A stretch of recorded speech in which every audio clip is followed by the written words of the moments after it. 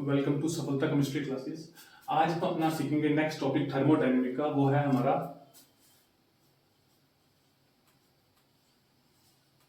Heat capacity eight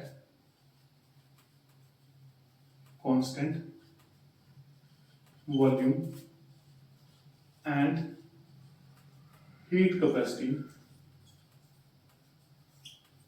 eight constant pressure. ठीक है, तो आज हम अपना नेक्स्ट टॉपिक देखेंगे heat capacity at constant volume, that is CV, और heat capacity at constant pressure, that is CP। CV पढ़ेंगे और CP पढ़ेंगे। तो स्टार्ट करते हैं CV से, that is heat capacity at constant volume. तो हीट कैपेसिटी की डेफिनेशन क्या होती है? Heat capacity is defined as the amount of heat required to raise the temperature of a system by 1 degree Celsius. ये तो आ गया heat capacity, लेकिन ये एट कांस्टेंट वॉल्यूम है तो लास्ट में वर्ड जोड़ देंगे एट कांस्टेंट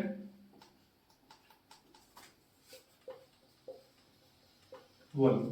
तो heat capacity is defined as the amount of heat required to raise the temperature of a system by 1 degree Celsius at constant volume. ठीक है, तो हीट कैपेसिटी का फार्मूला होता है C is equal to dQ divided by dt। Equation नाम दे देते हैं इसे फर्स्ट। ठीक है, और यही हमें पता है कि according to first law of thermodynamics, du is equal to dq plus dw। Internal energy, total heat supplied plus work done. तो du is equal to dq plus dw। Since dw is equal to pdv, work done किसके को आएगा? Pressure into change in volume. अब हम जो काम कर रहे हैं वो सारा का सारा काम एट कांस्टेंट प्रेशर है। तो at constant pressure, at constant volume dv is equal to 0। अगर वॉल्यूम कांस्टेंट है तो उसमें चेंज 0 आएगा। तो therefore dw is equal to 0। अगर जब dv 0 हो गया तो ये पूरी टर्म किसके इक्वल आ जाएगी? 0 के इक्वल। अब फर्स्ट लॉ ऑफ थर्मोडायनेमिक हमारा क्या बन जाएगा? At constant volume du is equal to dq at constant volume. जितनी भी हम हीट सप्लाई करते हैं किसी सिस्टम को एट कांस्टेंट वॉल्यूम, वो सारी की सारी किस में कन्वर्ट होती है? इंटरनल एनर्जी में। ठीक है, तो यहां से हम निकाल सकते हैं dq की वैल्यू पुट कर देते हैं इक्वेशन फर्स्ट में। तो C that is heat capacity at constant volume is equal to dq की जगह लिख सकता हूं du, dq की जगह लिख दिया dq divided by dt at constant volume. तो heat capacity at constant volume is equal to change in internal energy with respect to change in temperature at constant volume. ठीक है, तो ये हमारा आ गया heat capacity at constant volume. Equation नाम दे दिया सेकंड। यहां से अगर du की वैल्यू निकालें तो dt इधर ले जाएंगे, आ जाएगा CV dt is equal to du। ठीक है, for n number of moles of system du is equal to CV dt तो है, du is equal to CV dt। Number of moles n होंगे तो n से मल्टीप्लाई कर देंगे, तो du is equal to NCV dt। ये equation third आ गई हमारी इंटरनल एनर्जी और heat capacity at constant volume में रिलेशन। ठीक है, तो होप आपको ये क्लियर हुआ होगा heat capacity at constant volume. ठीक, अब इसी तरह से हम सीखेंगे heat capacity at constant pressure.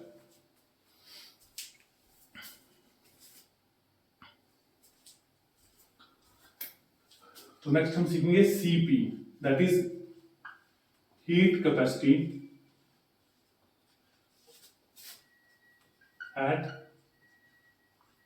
Constant pressure, heat capacity at constant pressure. तो इसकी डेफिनेशन भी सेम होगी कि heat capacity at constant pressure is defined as the amount of heat required to raise the temperature of a system by 1 degree Celsius at constant pressure. Heat capacity at constant pressure, same. Heat required to raise the temperature of a system by 1 degree Celsius at constant pressure. तो यहां पे भी हमें पता है कि C किसके equal होगा, dq by dt। इसे नाम देते हैं इक्वेशन फर्स्ट। अब यहां देखते हैं कि ये dq at constant pressure किसके इक्वल आता है। Since delta H is equal to delta U plus P delta V। H क्या है, एंथैल्पी, U इंटरनल एनर्जी और ये work done, pressure change in volume. ठीक है, तो delta H change in enthalpy, delta U change in internal energy, P delta V work done. ठीक, अब यहां पे हम ये देखते हैं according to first law of thermodynamics, delta U is equal to delta Q plus P delta V। Change in internal energy is equal to heat, total heat supplied plus work done। ठीक, अब यहां देखते हैं for work of expansion the above equation becomes, अगर work of expansion है तो ये positive sign की जगह आ जाएगा negative sign. Positive sign indicate करता है work done on the system, negative denote करता है work done by the system. By the system मतलब वर्क ऑफ एक्सपेंशन। तो delta U is equal to delta Q minus P delta V। इस equation को नाम दे देते हैं इक्वेशन सेकंड। ठीक है, इस सेकंड इक्वेशन को पुट करते हैं एंथैल्पी वाली इक्वेशन में, तो क्या आ जाएगा, delta H is equal to delta U की वैल्यू पुट कर देते हैं तो क्या आ जाएगा, delta Q minus P delta V plus P delta V। तो ये P delta V minus P delta V cancel, तो delta H is equal to delta Q,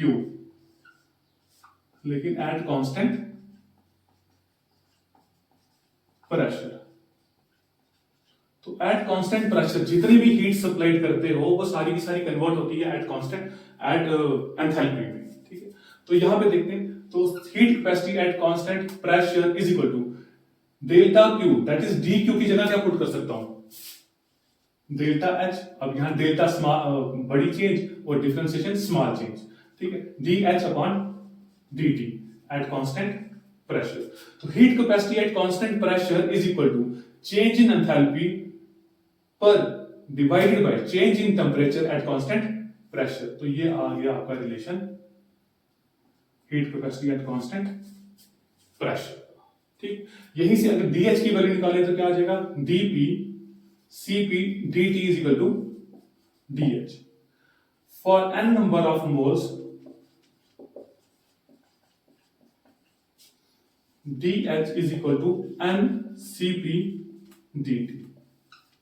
ठीक है, इसको इक्वेशन हम देते हैं इक्वेशन सेकंड। तो ये आप आगे रिलेशन आ गया आपका heat capacity at constant pressure का। यहां से आपने एंथैल्पी निकाल दी, n heat capacity at constant pressure multiply by change in temperature.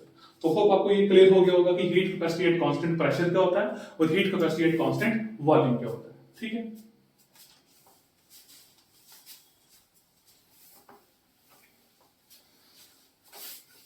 चलो, तो इसी इसी के साथ एक छोटी सी चीज हम इसमें देख लेते हैं, रिलेशन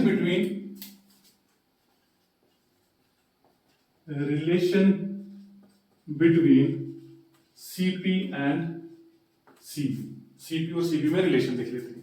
अभी हमने क्या फाइंड किया कि सीपी किसके इक्वल होता है, change in enthalpy divided by change in temperature at constant pressure, और सीबी किसके इक्वल होता है, change in internal energy divided by change in temperature at constant volume. ठीक, तो ये हमारा रिलेशन आ गया सीपी का और ये आ गया सीबी का। अब सीपी और सीबी में रिलेशन देखते हैं। जैसे कि हमें पता है as CP minus CB is equal to R, heat capacity at constant pressure minus heat capacity at constant volume is equal to gas constant. ठीक है, अब यहां सीपी की वैल्यू कर देते हैं, तो सीपी की वैल्यू क्या आ जाएगी, तो पहले तो हमें यहां से यही चीज क्लियर हो जाती है कि CP is equal to R plus CB, तो इसका मतलब CP is greater than CB. तो इसका मतलब ये हो गया कि heat capacity at constant pressure उसकी वैल्यू बड़ी होती है किससे, heat capacity at constant volume से। तो heat capacity at constant pressure किसके इक्वल है, change in enthalpy divided by change in temperature at constant pressure is greater than change in internal energy with respect to change in temperature at constant volume. ठीक है, तो अगर हम graph plot करने पे जाते हैं एंथैल्पी और टेम्परेचर पे, चेंज इन एंथैल्पी और चेंज इन टेम्परेचर, और ग्राफ प्लॉट करेंगे एट कांस्टेंट प्रेशर। ठीक है, तो इसकी ये ग्राफ कुछ ऐसे आएगा, ये ग्राफ दिखा रहा है सीपी का।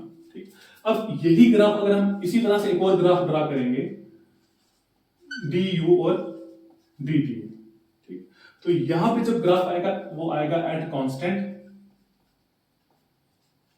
वॉल्यूम, तो वो ग्राफ कुछ इस तरह से आएगा। ठीक है, अब फर्क क्या है, इस ग्राफ की अगर स्लोप निकालनी है तो यहां से टेंजेंट ड्रा करेंगे जो यहां कट करेगा, तो जो ये एंगल देगा थीटा वो इसकी क्या देगा, स्लोप। इसी तरह से यहां से भी एक टेंजेंट ड्रा करेंगे, यहां से जो एंगल आएगा थीटा वो इसकी क्या देगा, स्लोप। तो ग्राफ से ही हमें थोड़ा आइडिया हो जाता है कि जो dh by dt की वैल्यू बड़ी है, इसका मतलब इसकी स्लोप ज्यादा है from the graph which is plotted against du by dt। That is, यहां पे हम सिंपल वर्ड में लिख सकते हैं the slope of dh versus dt at constant pressure is greater than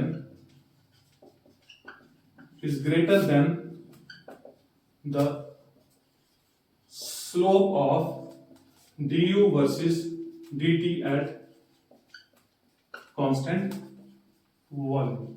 मतलब अगर इसे थीटा 1 मान लें, इसे थीटा 2 मान लें, तो theta 1 is greater then theta 2।